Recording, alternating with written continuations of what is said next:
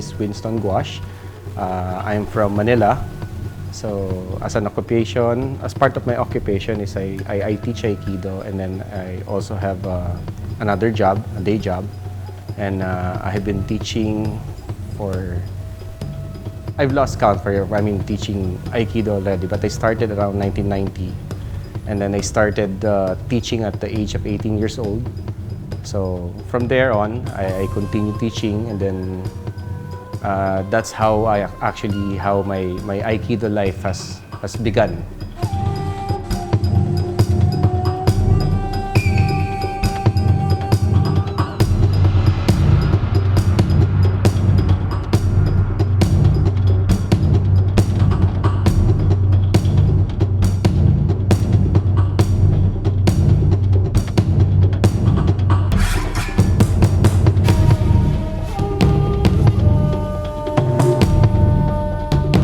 Aikido is a non-violent martial art.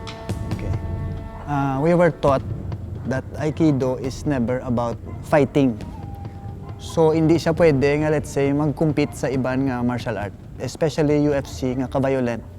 There's another name for Aikido, which is art of peace. So from there pa lang, ang movements kag ang mga techniques nga gina-practice namon is totally defensive. No? Wala siya aggression eh. We always try to blend in with the attacker's movement.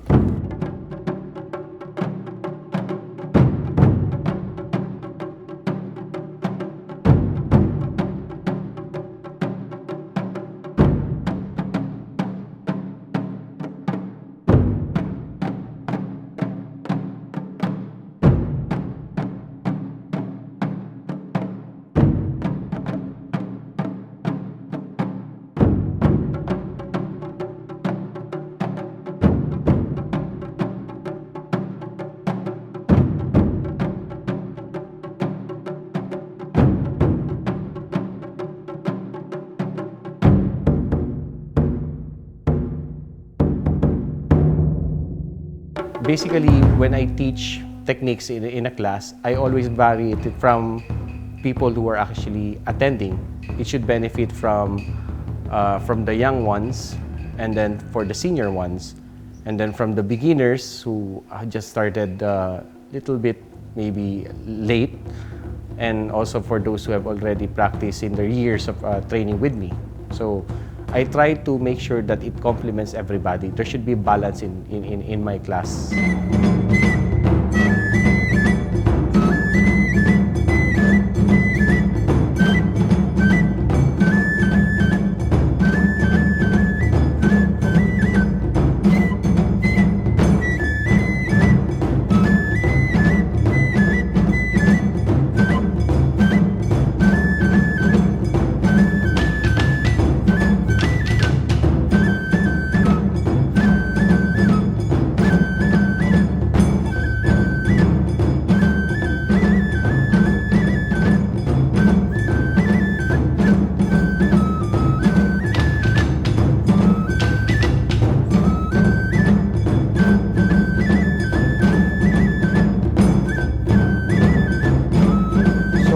Wala conflict between the attacker and the one doing the technique.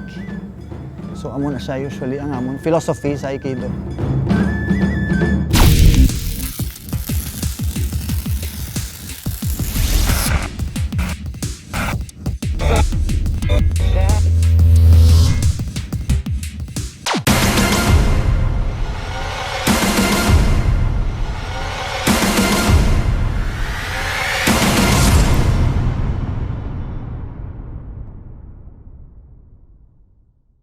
Right now, what I will be teaching, it's more of it's an empty hand techniques.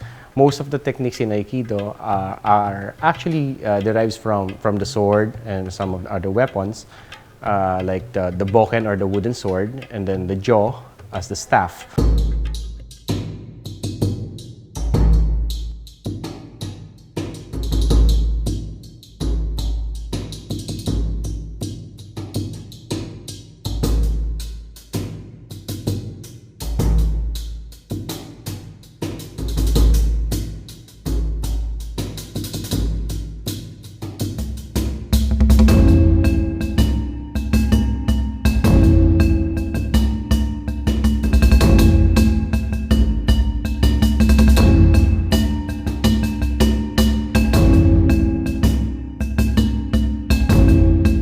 you practice actually various techniques in an empty hand. You try to emphasize the techniques in terms of the circular motion, the fundamentals of Aikido from footworks, and then the way they should absorb the technique. There's no competition in Aikido. In Aikido is basically, it's more of refinement. It's a continuous refinement of techniques.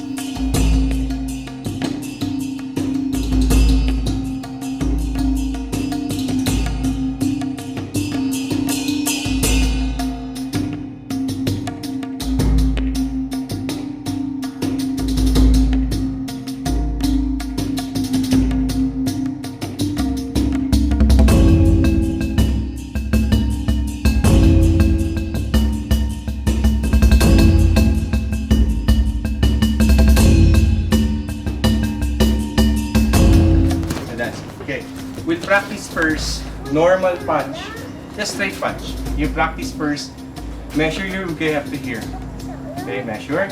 So one step forward, you practice that one first. Yes. Same.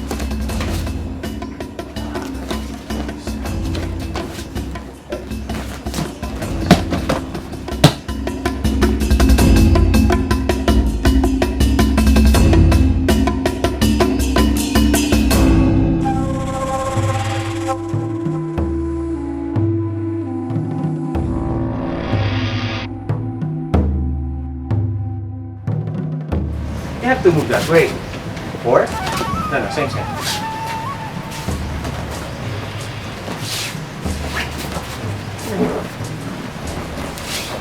It's the same thing with standing.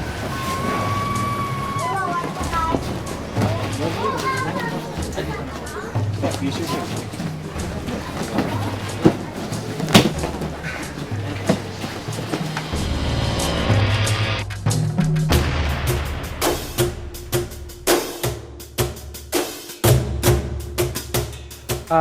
In reality, all kinds of martial arts actually, you will benefit. It's just their own way how you're going to exercise. For me, the way I teach Aikido, it's like a series of events in terms of training. Like when you work out in a gym, you have it's called circuit training. You have the circuit training. Everybody knows about circuit training in a gym.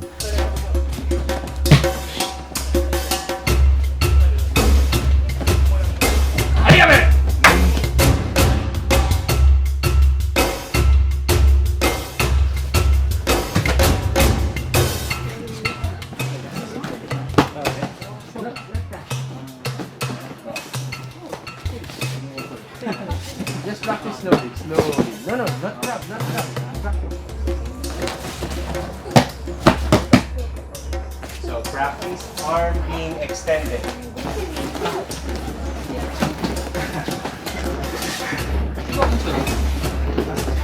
Don't turn your back. Show me, show me. Don't do this. Don't. Just the time. Yes, already. Like side to side. Yes. Forward.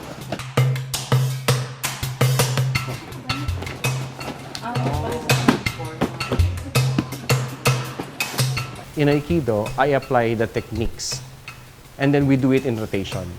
You do it continuously until you sweat it out and then until you master the technique.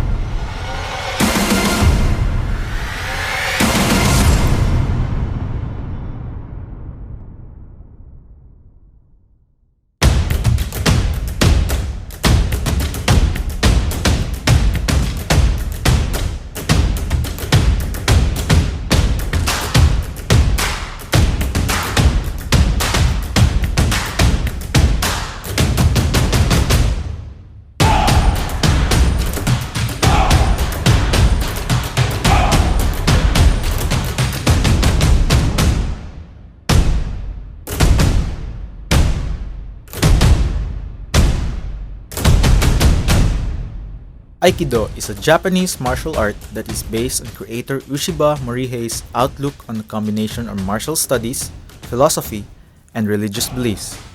While other disciplines focus on incapacitating an opponent through force and physical action, Aikido is a peaceful art that practitioners can both defend themselves as well as their opponents. When it comes to discipline, I think ang Aikido is one of the highest nga discipline because wala ka nag-aaway, wala ka nagasugod sangga mo. Usually, kung kita mahampakan, automatic, ang aton response is mahampak maliwat eh. In Aikido, hindi. Hampakon ka, you try to blend in sang movement sang nagahampak si mo. And kung maigo ka gid man, we try as much as possible to respond sang attack nga ang imo naga-attack si mo hindi masakitan, which is the most highest nga form sang discipline actually. Kaya wala mo ginasakit ang nag-atake si mo.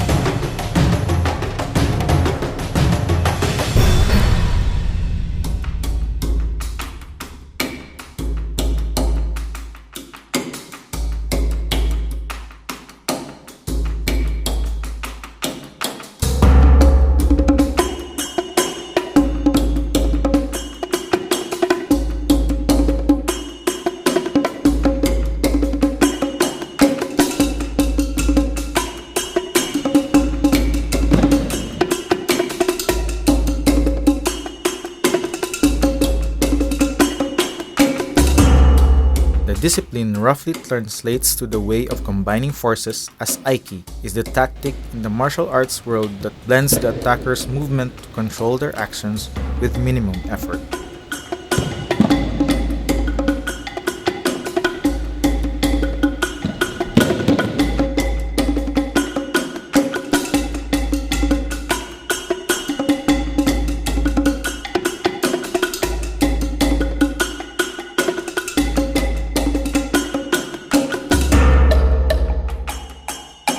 A practitioner studies his opponent's intent and rhythm to depict the position and timing and to apply a counter technique via a series of holds, locks, and throws.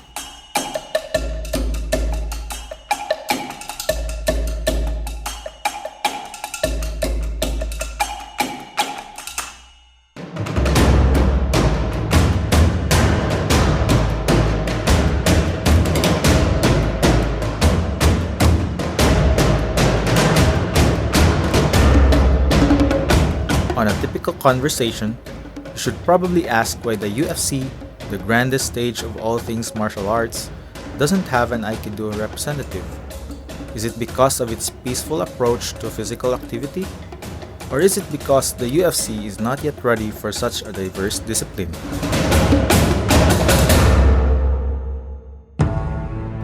If ever gid man, let's say, may high degree of proficiency ang art sang Aikido, ang tanan nga mga UFC nga mga fighters makapuyan na sila because malagyo man lang kami eh. No, we never kontra sa movements ng iban nga mga martial arts eh. So kung kami atakehon, malagyo kami. We don't tubang sang gamo. So amo na siya ang philosophy sang Aikido kun ara sa UFC.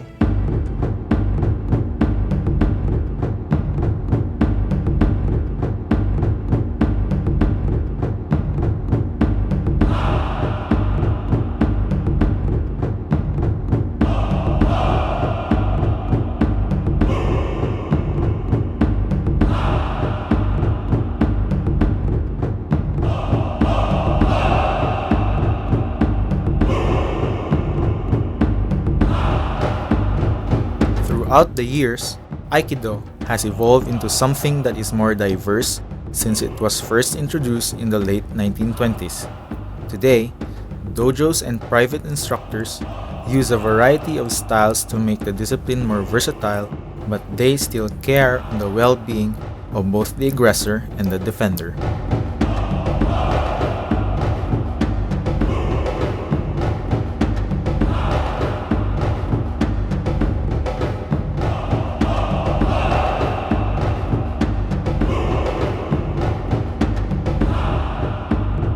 the combination of the hand movement, the footwork, the hips, there are a lot of things that you have to combine in order for you to achieve a higher level of training.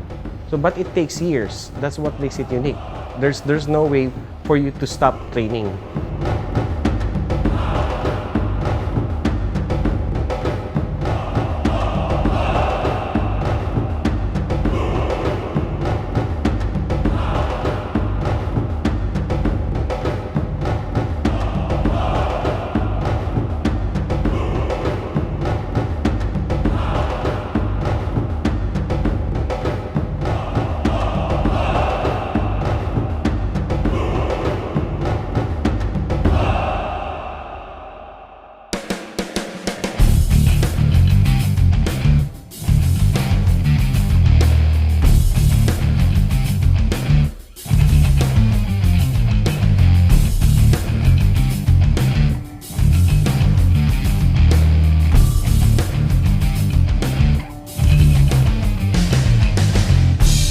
So it's like a lifestyle.